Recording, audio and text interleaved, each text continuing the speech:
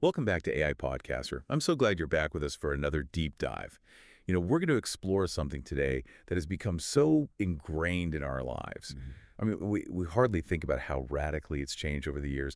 The web. Yeah. Remember those early websites? They look like like digital pamphlets, just text and maybe a few pixelated images. It's amazing to think how basic it all was. It really is. And that's exactly what we are going to unpack today, how the web evolved from those humble beginnings to the dynamic app-driven experience we have now.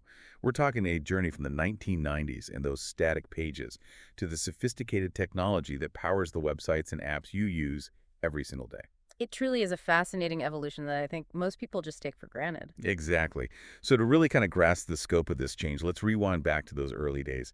Imagine like websites with blocks of text, a handful of low-resolution images, and absolutely no interactive elements. You clicked a link, and the whole page would refresh. It's a far cry from the seamless experiences we're accustomed to today. Yeah, back then content was completely static, so each time you requested a page, the server would send a fully formed HTML document to your browser. It was like receiving a printed page with every click. And as you can imagine, that wasn't very efficient. Sounds incredibly clunky. Yeah. So how did we break free from this static world? Who were the pioneers that led the charge? Well, we can't talk about the web without mentioning Tim Berners-Lee, the mind behind the World Wide Web. His creation of the first web browser was a pivotal moment in history, truly. It really opened the door to the internet as we know it. It's hard to imagine a world without browsers now. What were the core technologies underpinning those those primitive websites? Well, HTML 1.0 formed the foundation, allowing for basic text formatting and, crucially, hyperlinks, those clickable connections that make the web a web. Then came CGI scripts, adding a sliver of interactivity like simple forms, but, the web was still incredibly limited in what it could do. I bet users back then were itching for something more engaging. Absolutely. As the web gained traction, the demand for interactive and dynamic websites just exploded. It pushed developers to innovate and find new ways to make the web more responsive.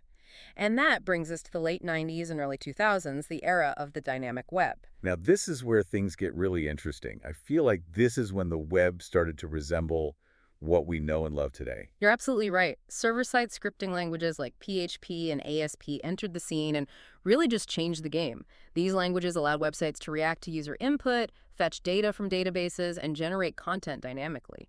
Suddenly, websites weren't just static brochures. They could personalize content, process orders, and offer real-time updates. This was also around the time that e-commerce started to take off. Precisely. Pioneers like Amazon and eBay were early adopters of this dynamic web. They showed the world the potential of online shopping and transformed the way we buy and sell. It's fascinating to think about how these seems like small technological advancements, they had such a massive ripple effect. They really did. But while server-side scripting was revolutionizing things on the back end, something equally important was happening on the client side, too. JavaScript, while present since the mid-90s, was primarily handling simple tasks like form validation. But then came a game changer, AJX, asynchronous JavaScript, and XML. Okay, that's a bit of a mouthful. Can you break down what AJX is and why it was such a big deal? Sure, so imagine this. Before AJX, every interaction with a website meant a complete page reload. It was clunky and slow. AJX allowed for specific parts of a web page to be updated without having to reload the entire thing, making websites feel infinitely snappier and more responsive. So it's thanks to AJX that we have that seamless real-time feel we expect from websites today. Exactly. It was a fundamental shift in how we interact with the web.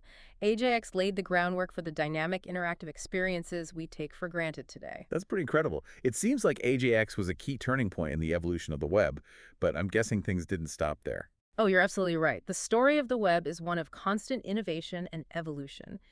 And that takes us to the mid-2000s, when JavaScript stepped into the spotlight on the client side. Yeah, as we are saying, AJAX really paved the way for a more interactive and dynamic web. It allowed JavaScript to really shine on the client side. And, in the mid-2000s, we saw the emergence of JavaScript frameworks like jQuery. And it made it significantly easier for developers to build websites that felt more engaging and user-friendly. I've heard of jQuery, so it essentially streamlined the process of building websites with JavaScript. Exactly. jQuery simplified complex tasks like manipulating the document object model, or DOM as it's called, which is basically the structure of a web page, and it made handling those AJAX calls much smoother. Developers could now add cool animations, create more interactive elements, and build richer user interfaces, all without writing tons and tons of code. It sounds like websites were finally starting to break free from that static, document-like feel and becoming more like the interactive applications we're used to today. That's a great observation. And this period is often referred to as Web 2.0. It was a time marked by a surge in user-generated content, with platforms like blogs and social media taking center stage. All of this was fueled by these advancements in client-side interactivity that made the web feel more participatory and dynamic. It's incredible how these seemingly separate technological threads all intertwine to shape. Exactly, and that's achieved through something called dynamic routing. It makes for a much smoother, faster, and more seamless user experience. Behind the scenes, this magic is powered by robust JavaScript frameworks like React, Angular, and Vue.js, the backbone of many modern SPAs. SPAs are all about speed and seamlessness.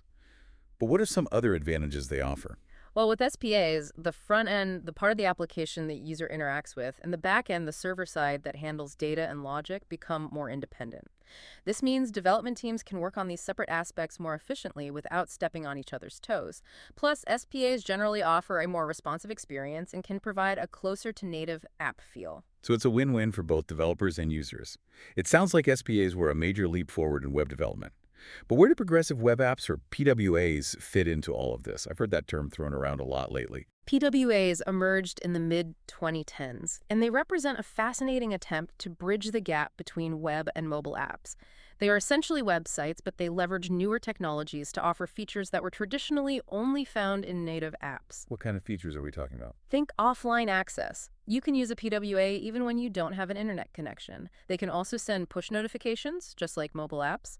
And overall, PWAs are designed to deliver a much more app-like experience, with smoother transition and a visual style that's closer to native apps. It sounds like the line between websites and apps is blurring. What's the technological wizardry that makes these PWAs possible? There are a few key components at play. Service workers, for instance, are essentially small programs that run in the background, allowing PWAs to cache data and function offline. Then there are manifest files, which provide metadata about the PWA, enabling features like adding the website to your device's home screen, just like a native app. And of course, it all relies on the power of web APIs, application programming interfaces, which give developers the tools to tap into device features and capabilities. So PWAs are kind of like websites disguised as apps. That's Yeah. really clever. But you mentioned earlier that the web is always evolving. What other advancements have shaped the web as we know it? Well, in 2017, a technology called WebAssembly, or WASM for short, arrived on the scene, and it brought with it a laser focus on performance, something that any internet user can appreciate. Performance. Now you're talking my language. Tell me more about this WebAssembly. Let's put it this way. JavaScript, while versatile, isn't exactly known for its blazing speed when it comes to handling complex, resource-intensive tasks. WebAssembly changes the game by allowing developers to run code written in other languages, such as C++ and Rust, right within the web browser. And these languages are known for their efficiency and performance. So it's like injecting a dose of high-octane fuel directly into the web browser. That's a great analogy. WebAssembly unlocks near-native execution speeds, meaning that complex applications can now run smoothly in the browser without those frustrating lags or stutters. Imagine things like online gaming, sophisticated video editing software, even CAD applications, all becoming possible within the web browser thanks to the power of WebAssembly. We've come a long way from those simple static pages to a world where we can run incredibly powerful applications right within our web browsers. We really have. It's an extraordinary testament to the ingenuity of developers and the constant push for innovation. But the story doesn't end there. Even as we speak, in the 2020s, the web continues to evolve with new trends and technologies emerging all the time. I'm all ears. What's on the horizon for the web? What can we expect to see in the coming years? One trend that's gaining a lot of traction is the idea of micro front-ends. Imagine taking a massive website like a large e-commerce platform and breaking it down into smaller, self-contained components, each managed by a separate team. So it's like a divide and conquer approach to web development. Precisely. This modular architecture makes large websites much more manageable and allows different teams to work independently and efficiently. It also means updates and new features can be rolled out more seamlessly without impacting the entire website. It's all about flexibility and agility in development. Are there any other trends reshaping how we approach web development? Interestingly, server-side rendering, or SSR, is making a comeback. Wait, didn't we shift away from server-side rendering when SPAs became popular? We did. But as with many things in technology, it's not always a one-way street. SSR has some distinct advantages, particularly when it comes to search engine optimization, SEO, and how quickly a website loads for the user frameworks like Next.js are bringing SSR back into the mainstream, offering a hybrid approach that combines the best of both server-side and client-side rendering. It's fascinating how web development trends seem to ebb and flow. What else is on the horizon? There's a growing movement called Jamstack, which stands for JavaScript, APIs, and Markup.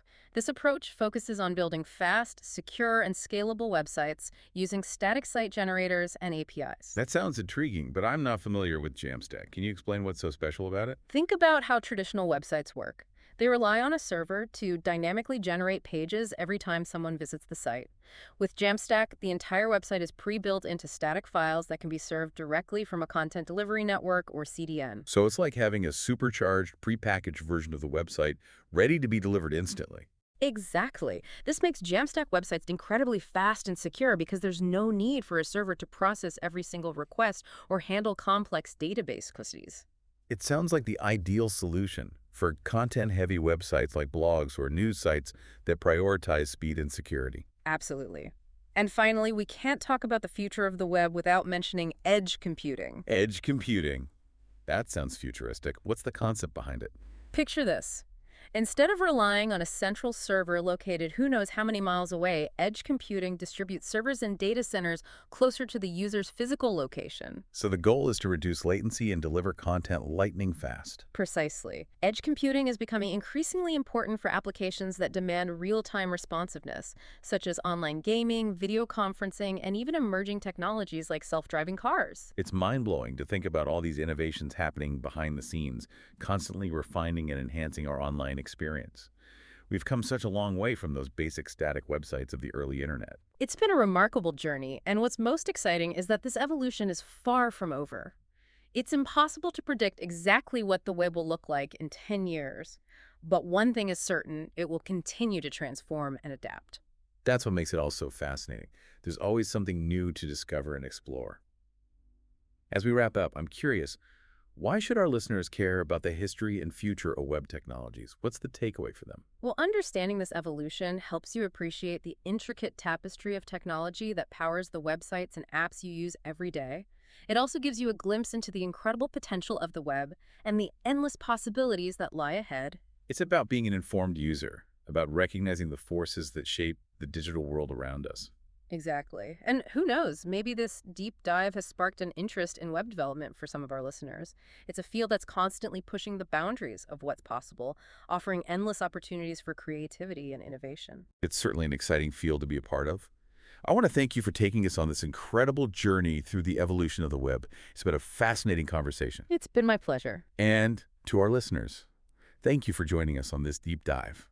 We hope you found it insightful and engaging. Until next time, keep exploring and stay curious.